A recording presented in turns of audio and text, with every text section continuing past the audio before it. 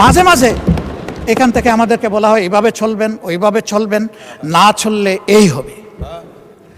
আসলে কি হবে সেটা দেখতে দেখতেই তো বাংলাদেশিরা আজকে এই জায়গায় এসে দাঁড়িয়েছে। এটা মজলুমের মিলন মেলা, আমরা সবাই দেখে দেখে এখানে এসেছি। আর কপালে যদি ওই দেখা থাকে আরেকবার দেখবো, অসুবিধা কি?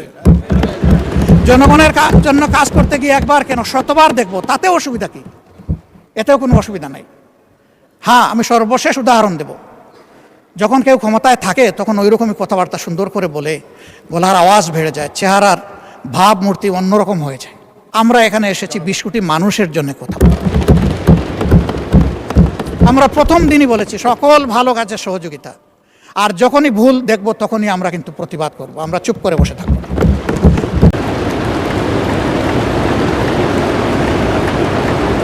আলহামদুলিল্লাহ রব্বিল আলামিন, ওয়াসসালাতু ওয়াসসালামু আলা রাসূলিহিল কারীম ওয়া আলা আলিহি ওয়া সাহবিহি ওয়া আহলি বাইতি আজমাইন।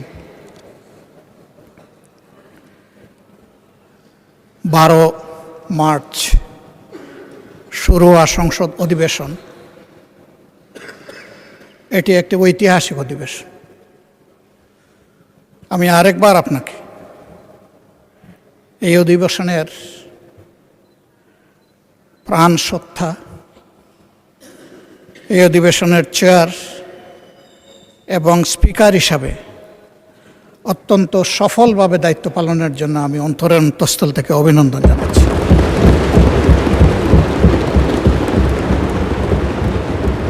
মাননীয় স্পিকার, আজকের এই গ্যালারিটা হচ্ছে বাংলাদেশ।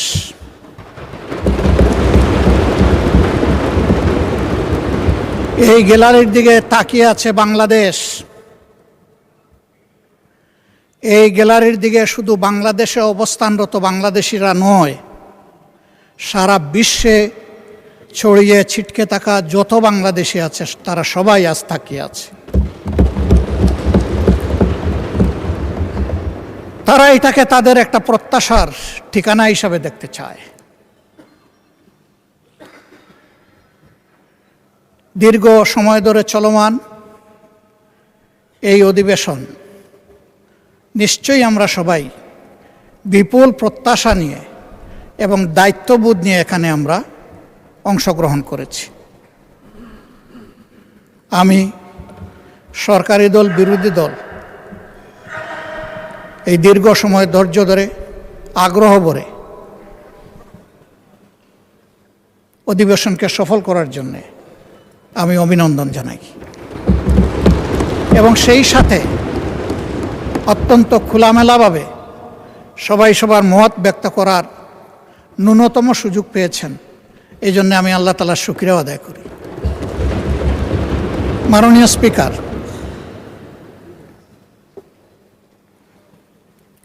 আমি গভীর শ্রদ্ধার সাথে স্মরণ করব আমার সম্মানিত কৃষক পিতা, যিনি অতি সাধারণ গ্রামের একজন অতি সাধারণ কৃষক ছিলেন।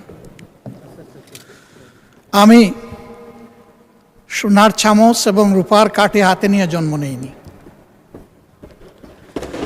আমি এমন একটি জায়গায় জন্মগ্রহণ করেছিলাম যেখানে আমি অভুক্ত মানুষের সংগ্রাম দেখেছি। আমি দেখেছি 2টা মাস আসলে মানুষের মধ্যে দারুণ হাহাকার, একটা চৈত্র মাস আর একটা কার্তিক মাস। তখন বাংলা মাসেরই চর্চা হতো, এখন তো আমরা সবাই ইংলিশ হয়ে গেছি। এবং এই অধিবেশনে হয়ে আসে দেখলাম যে আমরা উর্দুও হয়ে গেছি।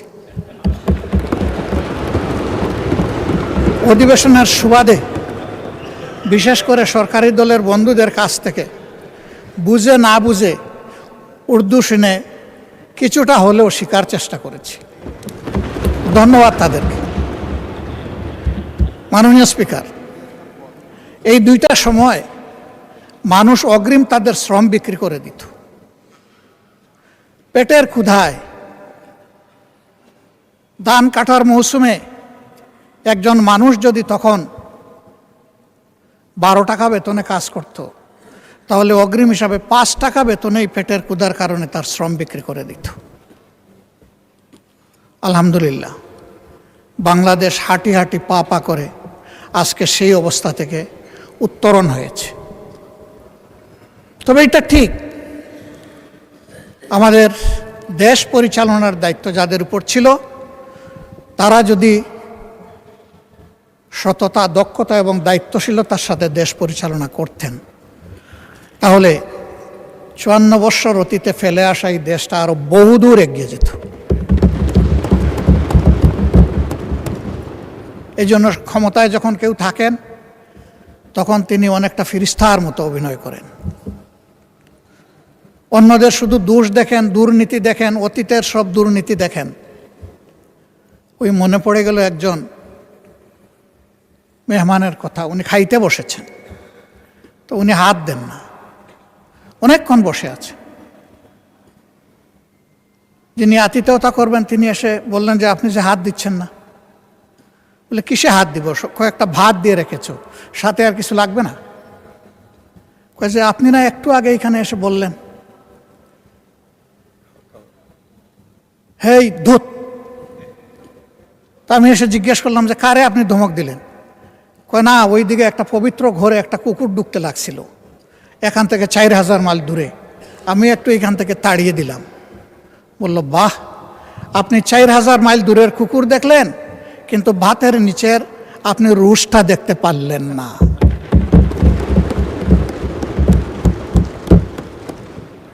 ক্ষেত্র বিশেষে আমাদের অবস্থান এমন হয়ে যায়, আমরা অনেক দূর দেখি, কিন্তু আমার গায়ে বগলে আমার যে দুর্বলতা বা গন্ধ সেটা আমরা দেখি না বা বোঝার চেষ্টা করি না। অন্যের দোষের তালিকা তৈরি করা খুবই সহজ। মানুষ কখনো মহৎ হতে পারে না যে শুধু অন্যের দোষের তালিকা তৈরি করে। মানুষ সেই মহৎ হয় যে নিজের দোষ খুঁজে বেড়ায়, যে আমি কোন ভুল করেছি।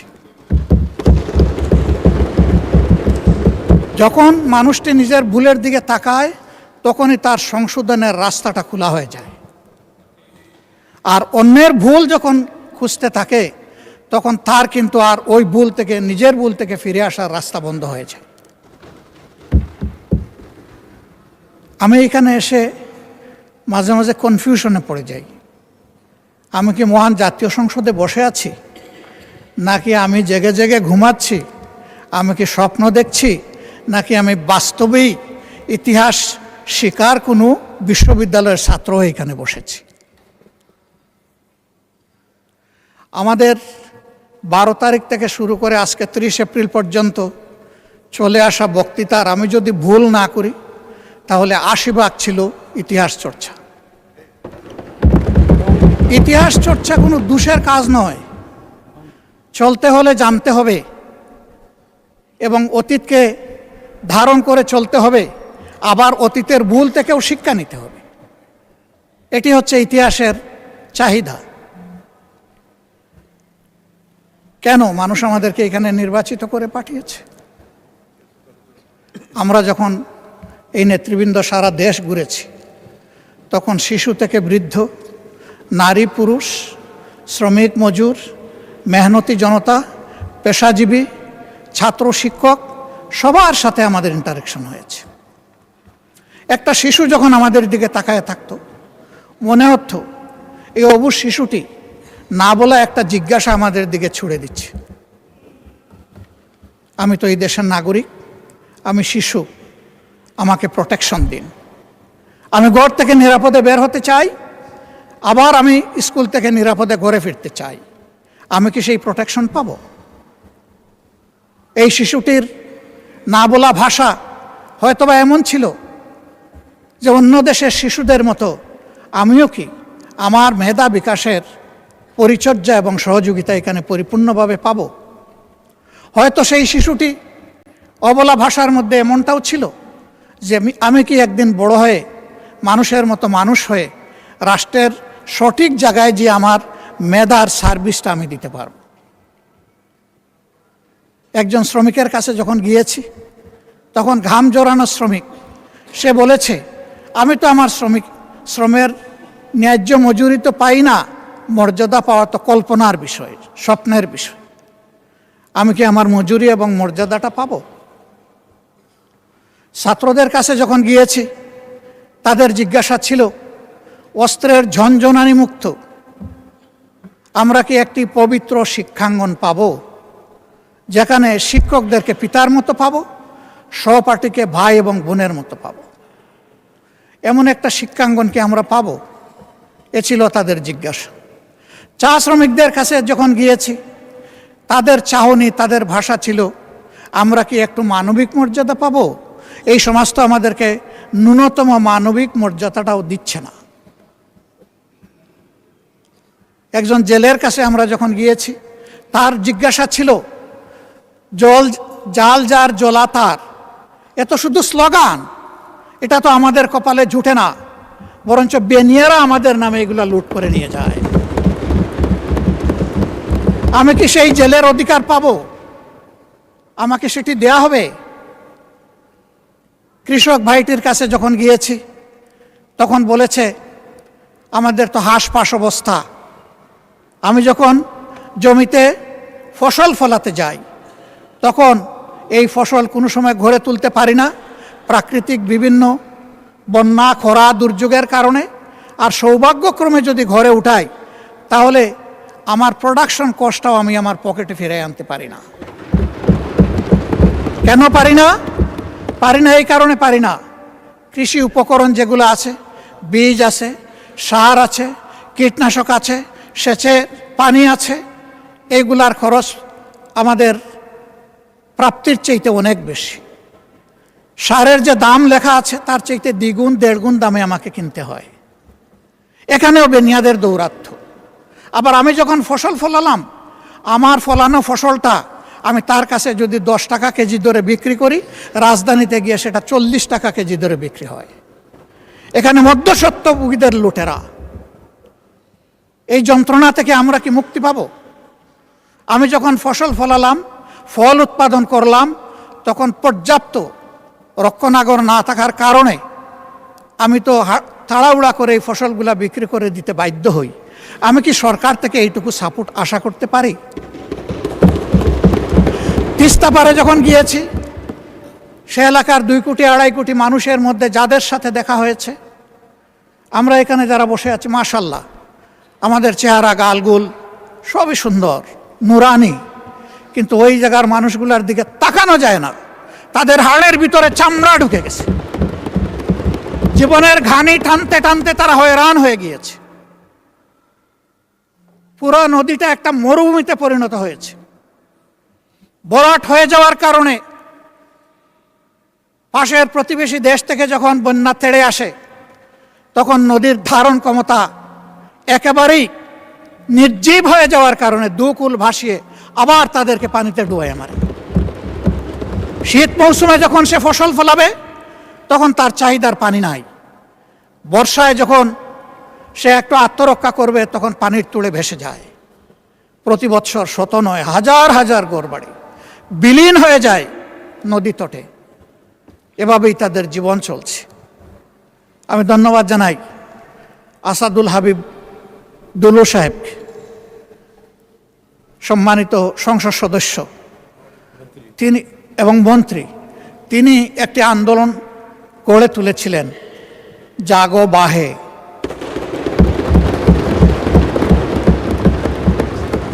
এই জাগা লোকগুলো এখন এই সংসদ, এই প্রধানমন্ত্রী, এই মন্ত্রী পরিষদ, এই সরকার আমাদের সবার দিকে তাকিয়ে আছে।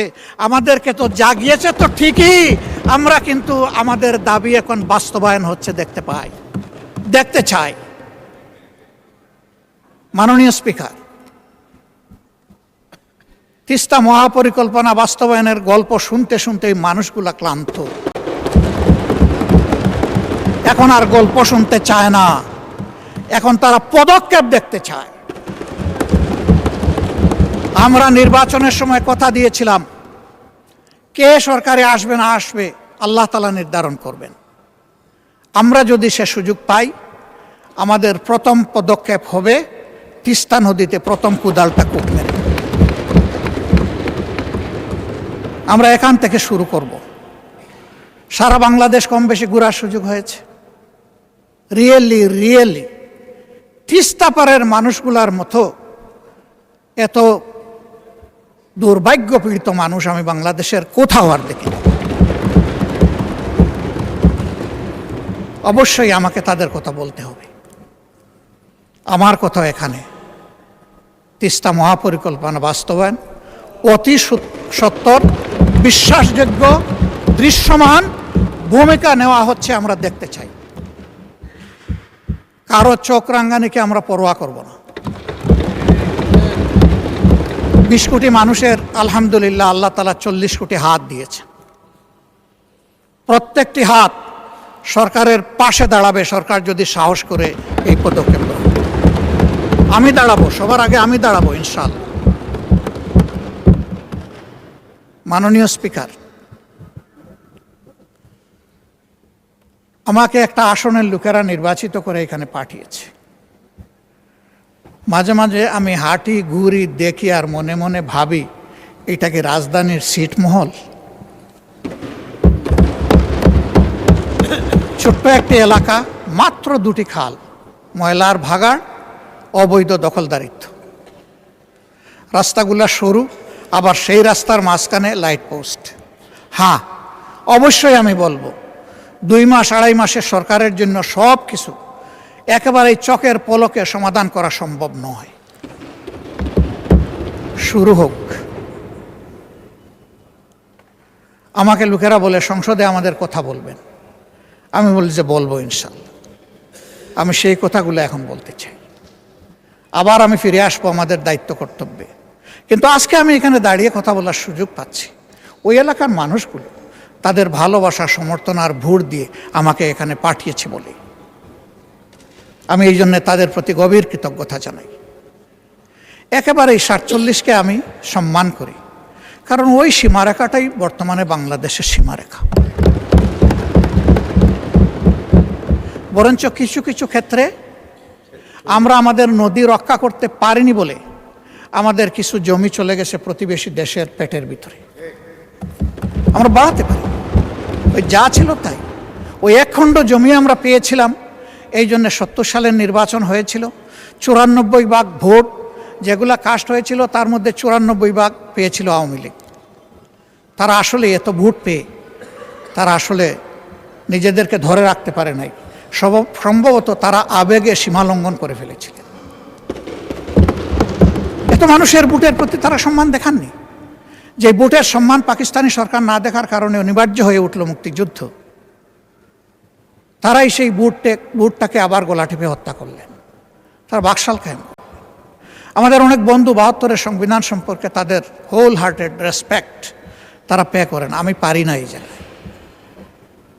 যারা করেন তারা এখন সরকারি ট্রেজারি বেঞ্চে অনেকে বসে আছে।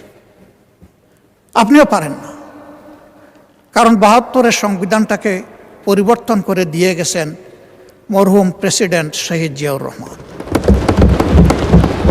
তিনি 72-এর জায়গায় ওটা রাখেন নাই। যে জায়গাগুলো তার দৃষ্টিতে সংস্কার মেরামতের দরকার ছিল তিনি করেছেন। তাইলে এখন কেমনে আমরা বলতে পারি যে আমরা 72-এর সংবিধান চাই? এটা তো আমরা বলতে পারি না। আমাদেরকে এমনভাবে বলা হয় আমরা যেন সংবিধানই মানি না। তো সংবিধান না মানলে এখানে আসলাম কেমনে, বসলাম কেমনে, এই দেশে বসবাস করি কেমনে? We are law abiding people. যত সময় পর্যন্ত দেশে বিদ্যমান সংবিধান আছে আমরা তার বিরুদ্ধে আন্দোলন করতে পারি কোনো পরিবর্তনের জন্য, কিন্তু বিদ্রোহ করব না। একজন নাগরিক হিসাবে এটাই আমার দায়িত্ব। আমি আমার দাবি অব্যাহতভাবে জানিয়ে যাব যতক্ষণ পর্যন্ত আমার দাবি বাস্তবায়ন না হবে। তবে হ্যাঁ, আমার দাবিটা যদি যৌক্তিক না হয় তাহলে এটাকে আমি যে কোনো সময় অ্যাবান্ডন ঘোষণা করতে পারি, তাতেও কোনো সমস্যা নেই। মাননীয় স্পিকার, এই ছোট্ট এলাকাটি মাত্র 2টি থানা নিয়ে গঠিত, কাফরুল এবং মিরপুর। মিরপুরের পুরা টানা আংশিক। এই জায়গাটির মধ্যে কিছু অবকাঠামোগত সমস্যা আমাদের রয়েছে, সেগুলোর দিকে একটু নজর দেওয়ার জন্য আমি সংশ্লিষ্ট মন্ত্রণালয়ের সম্মানিত মন্ত্রীবর্গকে আহ্বান জানাবো, অনুরোধ জানাবো।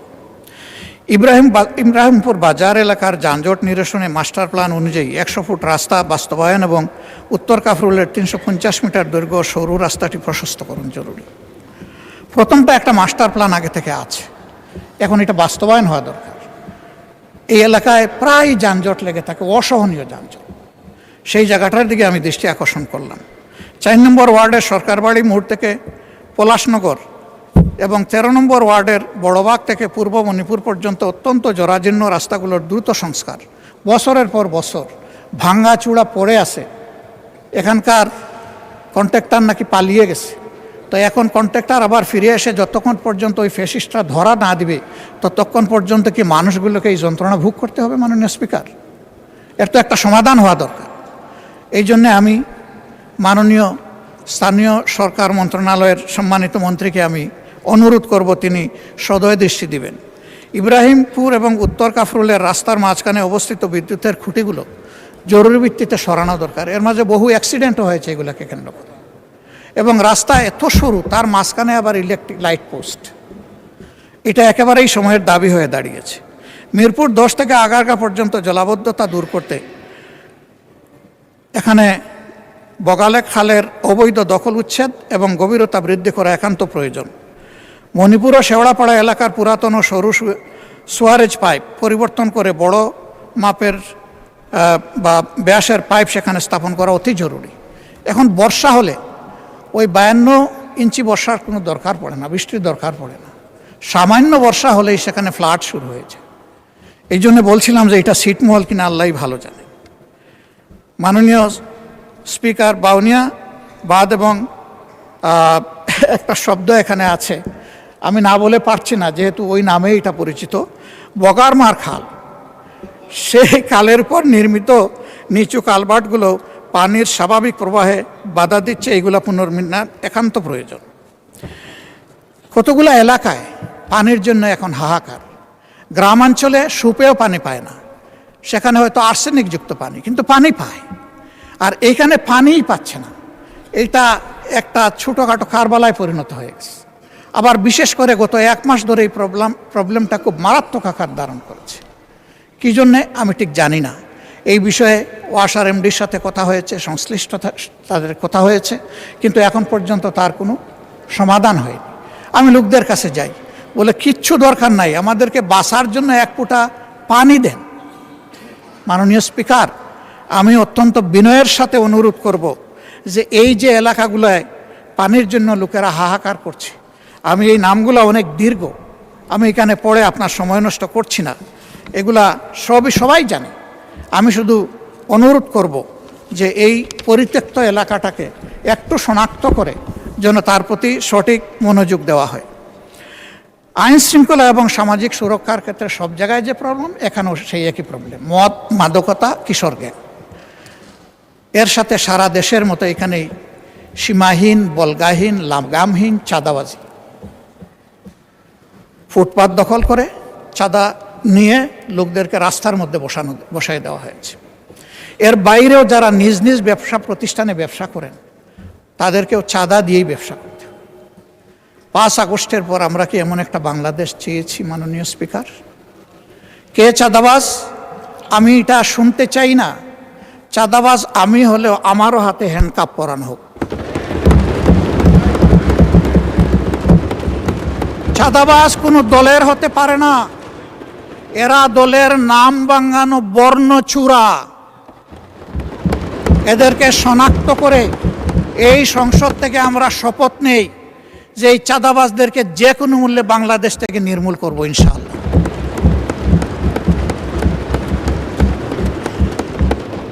দখলবাজি নিয়ে বিভিন্ন জায়গায় ইনফাইটে কতগুলো মূল্যবান জীবন ঝরে গেছে। আমি তাদের জন্য দুঃখ প্রকাশ করছি। কেন? তারা তো এদেশেরই সন্তান, এইভাবেই মরতে হবে কেন? হালাল রুজির পথ 99% মানুষের জন্য থাকলে এই 1% মানুষের হাতে কেন 99% মানুষ জিম্মি হবে? এদের যন্ত্রণা থেকে দেশটাকে মুক্ত করতে হবে। মাননীয় স্পিকার, আইন শৃঙ্খলা পরিস্থিতির অবনতি উন্নতি আমি এগুলো বুঝি না। যে সরকার আসে আইসেই বলে যে আগের চেয়ে এখন অবস্থা ভালো। এই আগটা কি সেটাও বুঝি না। আমি এই আগ পাশ কিছুই শোনার পক্ষপাতী নই। আমি শোনার পক্ষে আমাদের বর্তমানটা কি। এই বর্তমানে আমরা একটা নিরাপদ বাংলাদেশে বসবাস করতে চাই। মাননীয় স্পিকার, আমি মাননীয় স্বরাষ্ট্রমন্ত্রীকে অনুরোধ করব, বাংলাদেশের সকল জায়গার আইন শৃঙ্খলা পরিস্থিতি একই ধরনের নয়, কিন্তু যে জায়গাটা বেশি ঝুঁকিপূর্ণ, বেশি ভালনারেবল, সেই জায়গায় যেন অগ্রাধিকারের ভিত্তিতে আগেই নজর দেওয়া হয়। এর সাথে আমাদের শিক্ষাঙ্গনগুলোকে সকল ধরনের সন্ত্রাস মুক্ত যেন রাখার পর্যাপ্ত ব্যবস্থা করা হয়। আমরা আর দেখতে চাই না যে দলেরই হোক দায়ের কূপে কিংবা আগ্নেয়াস্ত্রের বুলেট তার জীবন নিয়ে গেছে, এটা দেখতে চাই না। আমরা দেখতে চাই শিশু হয়ে ঢুকবে, পরিণত মানুষ হয়ে ওখান থেকে বের হবে, দক্ষ নাগরিক হয়ে বের হবে, নৈতিকতাবোধ সম্পন্ন নাগরিক হয়ে বের হবে, দেশপ্রেম বুকে নিয়ে বের হবে, দেশ গড়ার অঙ্গীকার নিয়ে বের হবে। আমরা সেই শিক্ষা প্রতিষ্ঠানটা দেখতে চাই। মাননীয় শিক্ষামন্ত্রী আছেন, দেশকে যদি আগাতে হয় তাহলে শিক্ষা এবং স্বাস্থ্য এই দুইটাকে সর্বাধিক গুরুত্ব দিতে হবে। শিক্ষার প্রাণ হচ্ছে টারশিয়ারি লেভেলে, সেখানে রিসার্চ হবে, গবেষণা হবে, জাতির ভবিষ্যৎ ওখান থেকেই বের হয়ে আসবে। দুঃখের বিষয়, গবেষণায় ফকিরের ভিক্ষা দেওয়া হয়। ফকিরের ভিক্ষা দেওয়ার কারণে ওই ভিক্ষাগুলো লুটপাট হয়ে যায় অনেক ক্ষেত্রে, সেগুলোও কাজে লাগে না। তবে আমি একটা সেক্টরকে বরাবর ধন্যবাদ দেই, আজও ধন্যবাদ দেব। এটি হচ্ছে আমাদের কৃষি বিভাগ, কৃষি বিশ্ববিদ্যালয়। তাদের অর্জনকে আমরা অস্বীকার করলে নিজেকে অস্বীকার করার সামিল হবে। তারা এই দেশকে অনেক কিছু দিয়েছেন। মেধাতে ইন্টারমিডিয়েট পাস করার পরে আমাদের সময় যেটা ছিল, সবচেয়ে বড় মেধাবীরা যেত বুয়েটে, এরপরে যারা মেডিকেলে, তারপরে যারা কৃষিতে, এরপরে যারা পাবলিক ইউনিভার্সিটিতে। অবশ্যই তার ব্যতিক্রমও ছিল, অনেক প্রখর মেধাবীও হয়তো প্রায় পাবলিক ইউনিভার্সিটিকে ফার্স্ট চয়েস হিসাবে গ্রহণ করে নিয়েছে, কিন্তু ইন জেনারেল ট্রেন্ডটা এমন ছিল। সেই জায়গা থেকে তৃতীয় অবস্থানের লোকেরা যদি দেশকে এত কিছু দিতে পারলেন, প্রথম এবং দ্বিতীয় অবস্থান কি দিল সেটা এখন পর্যালোচনার দাবি রাখে। এবং এইখানে রাষ্ট্রের দায়িত্ব কতটুকু, দায় কতটুকু, সেটাও পর্যালোচনা করতে। তাদের হাতে যদি পর্যাপ্ত উপকরণ তুলে না দিয়ে আমরা বলি যে কেন তোমরা আমাদেরকে দিচ্ছ না, এটাও হবে অবিচার।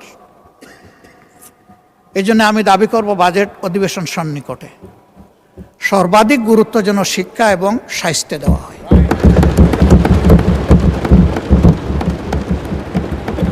যদি একটা সুস্থ সবল জাতি গঠন করতে হয়, অবশ্যই একটি সুস্থ স্বাস্থ্য ব্যবস্থা আমাদেরকে গড়ে তুলতে হবে। কিন্তু এখানে সবাই স্বাস্থ্য ব্যবস্থার ব্যাপারে হাহাকার করেছেন, সবচেয়ে বেশি হাহাকার করেছেন স্বাস্থ্যসেবার বিষয়টা নিয়ে। অনেকে বলেছেন স্বাস্থ্যসেবা নিজেই রুগী, আমাদেরকে সারিয়ে তুলবে কিভাবে। সঠিক, 1000 শয্যা বিশিষ্ট হাসপাতালে রুগী ভর্তি থাকে 3700। How could be possible?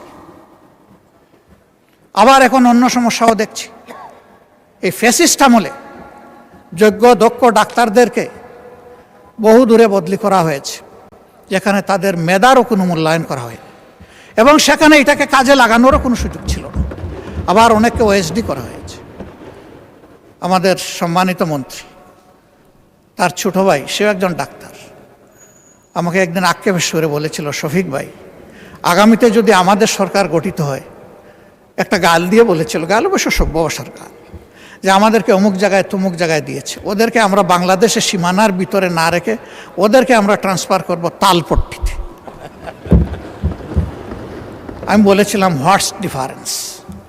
তুমি আর আমি যদি এইটাও করি তাহলে তো একই কাজ করলাম।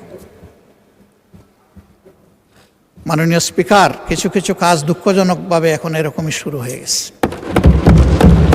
ফ্যাসিস্ট আমলে যারা বঞ্চিত ছিল, নিগৃহীত ছিল, ওএসডি ছিল, খালে বিলে তালপট্টিতে যাদের পোস্টিং ছিল, এখন আবার তাদের উপরে সেটা চলে এসেছে। কেন? আমি মাননীয় প্রধানমন্ত্রীকে সম্মান রেখেই বলছি, তিনি বলেছেন আমরা একটা মেরিটোক্রেটিক নেশন বিল্ড আপ করতে চাই। আমি তাকে বলবো দল আদর্শের ভিত্তিতে নয়, মেরিট এবং কমিটমেন্টের ভিত্তিতে সমস্ত নাগরিকগুলোকে আপনার নেতৃত্বে যেন মূল্যায়ন করা হয়। মাননীয় স্পিকার,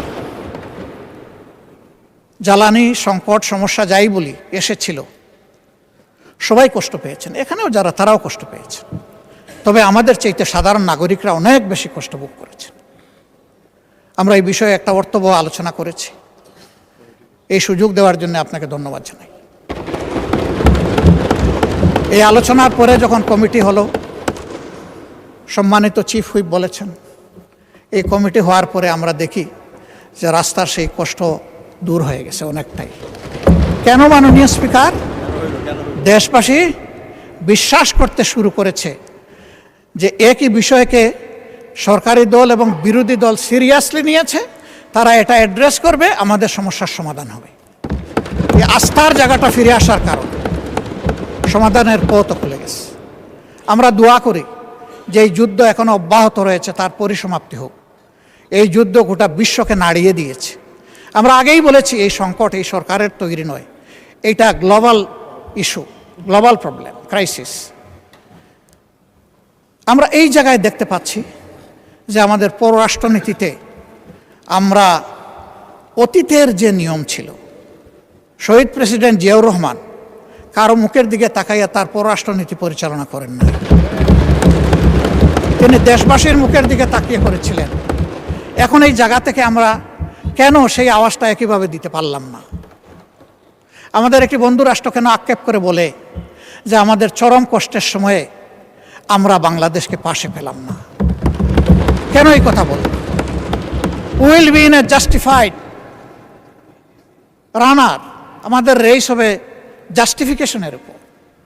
যেই মজলুম হবে সে আমার প্রতিবেশী কিংবা দূরবর্তী যেই হোক, তার প্রতি আমাদের সমর্থন থাকবে। আর যেই জুলুম করবে তার জুলুমেরও আমরা প্রতিবাদ করব আমাদের ভাষায়, আমরা যে ভাষাটা বুঝি, কারো শেখানো দেওয়া ভাষায় না। নির্বাচনী ইশতেহারে আমরা যেমন বলেছি, বিএনপিও তেমন বলেছে যে আমাদের পররাষ্ট্রনীতি হবে স্বাধীন পররাষ্ট্র, সবার আগে বাংলাদেশ। আমরা সেই জায়গাটা দেখতে চাই। আমরা কাউকে বরাবর বলে এসেছি আমাদের সীমাহীন বন্ধুর প্রয়োজন আছে, কিন্তু একজন প্রভুর দরকার নাই আমাদের। আমরা সেই জায়গাটাই দেখতে চাই। মর্যাদার সাথে মাথা উঁচু করে সমতা, ন্যায্যতা এবং মিউচুয়াল রেসপেক্টের ভিত্তিতে পরিচালিত হবে আমাদের পররাষ্ট্রনীতি। এই জায়গাটা নিশ্চিত করুক সরকার, আমরা এটাই সরকারের কাছে প্রত্যাশা করি। আমাদেরকে বলা হয় মাঝে মাঝে, আমাদের ট্রেজারি বেঞ্চের বন্ধুরা বলেন যে এমন কোনো কাজ আপনারা করবেন না যে কারণে আবার পতিত ফ্যাসিস্টটা ফিরে আসে। আমরা তো এটা চাই না, কিন্তু নির্বাচনের আগে আমরা দেখলাম কিছু কিছু সিনিয়র নেতা পর্যন্ত তাদেরকে আশ্বস্ত করে নিশ্চয়তা দিয়ে বলছেন আপনাদের সকল মামলা উঠাইয়া দেব, আপনাদের জন্য আমাদের দুয়ার খোলা, আপনাদেরকে আমরা পর্যাপ্ত নিরাপত্তা দেব।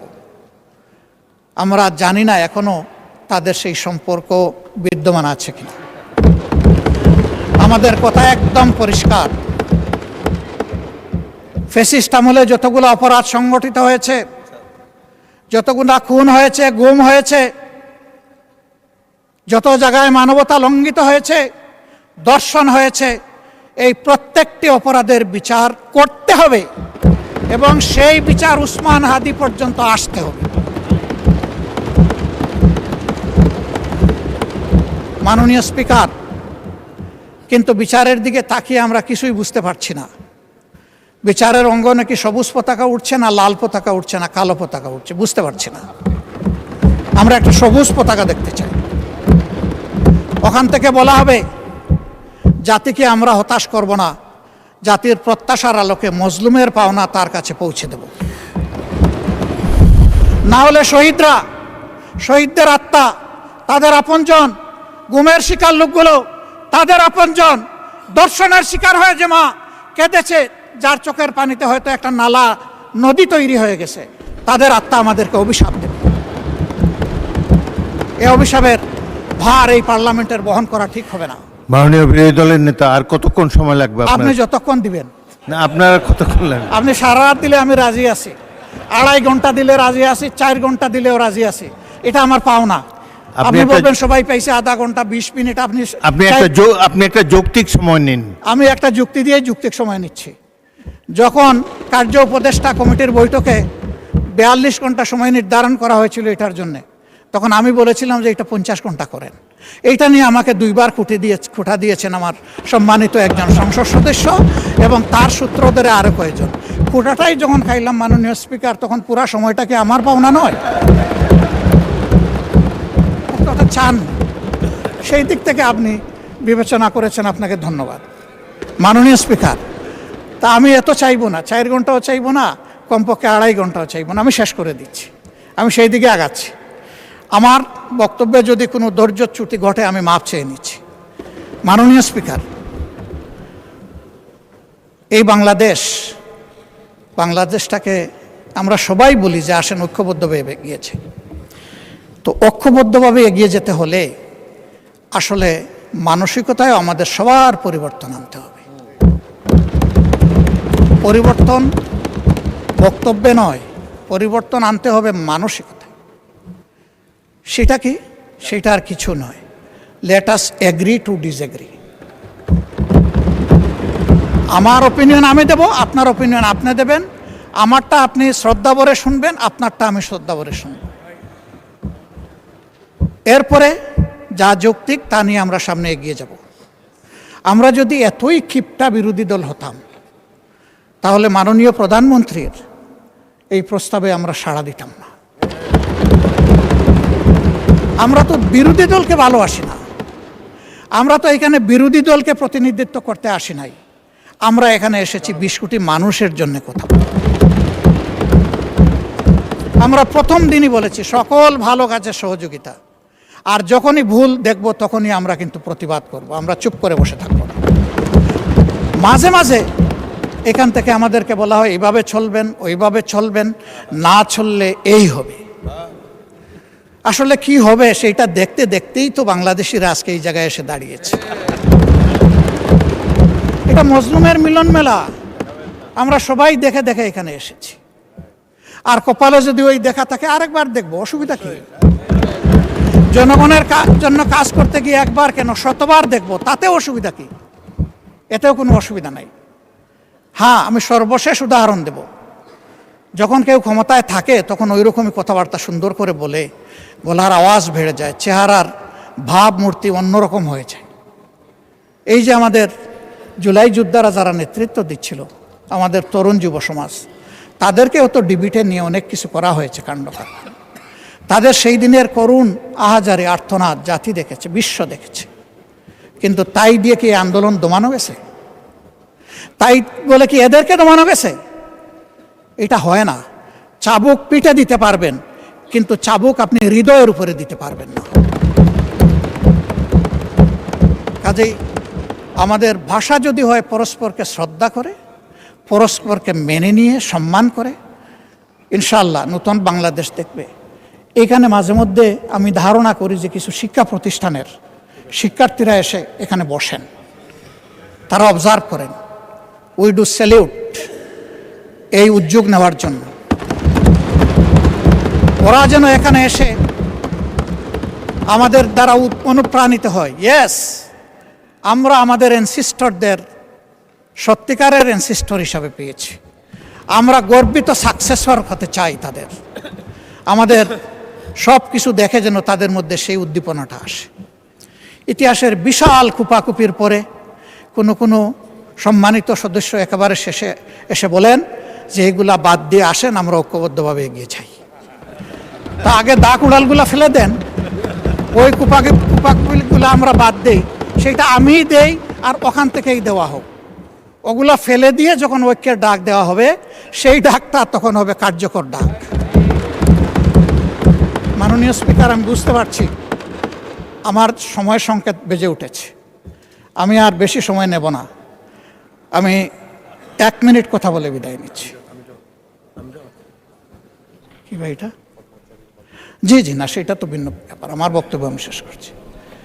আমি শুধু এতটুকু বলবো যে ভাই, অতীতকে স্মরণ রাখা ভালো, ইতিহাস শিক্ষা ভালো, কিন্তু ইতিহাসকে নিয়ে পড়ে থাকলে আমরা নিজেরা ইতিহাস তৈরি করতে পারবো না। ইতিহাসকে ইতিহাসের জায়গায় রেখে আসুন আমরা এগিয়ে যাই। আমার কথায় কেউ যদি কষ্ট পেয়ে থাকেন ক্ষমা চাই। ভালো যদি কিছু বলে থাকি, আল্লাহ আগে আমাকে আমল করার তৌফিক দিন এবং আমাদের সবাইকে এটা মানার তৌফিক দান করুন। আমি একটা কৈফিয়ত না দিয়ে পারছি না। মাননীয় প্রধানমন্ত্রীর পরিবারকে জড়িয়ে যারা অশ্লীল আচরণ করেছে, উনি এখনো বিচার চান নাই, আমি তার পক্ষে তাদের বিচার চাই।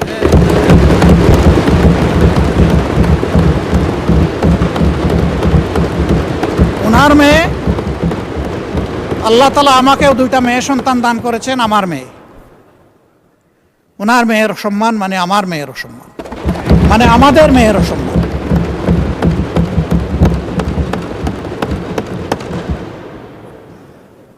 এই ইতর প্রাণীগুলা কারা, তাদেরকে নির্মোহভাবে খুঁজে বের করা হোক। প্রিকনসেপ্ট কোনো আইডিয়া থেকে নয়, ব্লেম গেমের জায়গা থেকে নয়, ভেরি ট্রান্সপারেন্টলি এটা বের করে আনা হোক। আমার নিজের দুঃখের কথা নাই বললাম, একটা মানুষ বয়স হওয়া পর্যন্ত সব সময় গায়ে কাপড় রাখার চেষ্টা করেছি। মা বাপ যেটুকু পেরেছেন, আমি এখন যেটুকু পারি সামর্থ্যের আলোকে। কিন্তু আমার যে কতবার কাপড় চোপড় খুলে ফেলে, নিজেরটা আমি কারে বলবো? মাননীয় স্পিকার, কি শিখাচ্ছি, কাদেরকে প্রশ্রয় দিচ্ছি? মনে রাখবেন, আমাদের কেউ যদি এদেরকে প্রশ্রয় দেই, একদিন এরা আমাদেরও কাপড় নিয়ে টান দেবে। এই নোংরা ধারা বন্ধ হওয়া উচিত। এর অস্ত্র সরকারের হাতে, আমরা সরকারকে পূর্ণ সহযোগিতা করব। সকল টেকনোলজি কাজে লাগিয়ে প্রথমত বলবো যে এই নোংরামি বন্ধ করার পথ বাহির করুন, গোটা ফিল্টার করে আউট করুন। তারপরে বলবো ইনসিডেন্টালি ওর অ্যাক্সিডেন্টালি কিছু হয়ে গেলে সেইটার কঠোর ব্যবস্থা নেই। আমি সংসদ সদস্যরা 2জন দাঁড়িয়ে তাদের নিরাপত্তা চেয়েছেন, আমি খুশি হতাম তারা যদি বলতেন আমরা আমাদের নিরাপত্তা চাই না, আমরা 20 কোটি মানুষের নিরাপত্তা চাই। আমি বলবো আমরা 20 কোটি মানুষের নিরাপত্তা চাই। আমি ধন্যবাদ জানাচ্ছি বিশেষভাবে এই অধিবেশনকে সফল করতে যারা প্রচুর খাটুনি করেছেন, কষ্ট করেছেন। সমস্ত কর্মচারী কর্মকর্তাবৃন্দ, মিডিয়ার লোকেরা যারা শৃঙ্খলার দায়িত্বে ছিলেন, তারা সবাইকে আমি ধন্যবাদ জানাচ্ছি বিরোধী দলের পক্ষ থেকে বা সারা অধিবেশনের পক্ষ। অতীতের রেওয়াজ এইটাকে সামনে রেখে, এইটা তাদের পারিশ্রমিক নয়, তাদের প্রতি সম্মান এবং ভালোবাসার নিদর্শন স্বরূপ আমি অনুরোধ করব মাননীয় স্পিকার, আপনি তাদের এক মাসের পরিমাণ বেতনের একটা ইনসেন্টিভ তাদের হাতে এই অধিবেশন শেষ হওয়ার সাথে সাথে সেই সিদ্ধান্তটি আপনাকে নেওয়ার জন্যে আমি আমার সমস্ত কর্মকর্তা কর্মচারী ভাই বোনদের পক্ষ থেকে আমি আপনাকে অনুরোধ জানাচ্ছি। তবে এই দিয়ে তাদের অবদানের সম্পূর্ণ কৃতজ্ঞতা আদায় করা সম্ভব নয়। আমি বিশ্বাস করি আমরা যেমন দেশের জন্য কাজ করেছি, এই কয়টা দিন তারা সীমাহীন পরিশ্রম করেছেন দেশের জন্যে, ইনশাআল্লাহ তারা সম্মানিত হবেন। মাননীয় স্পিকার, আপনাকে ধন্যবাদ। আসসালামু আলাইকুম ওয়া রাহমাতুল্লাহ।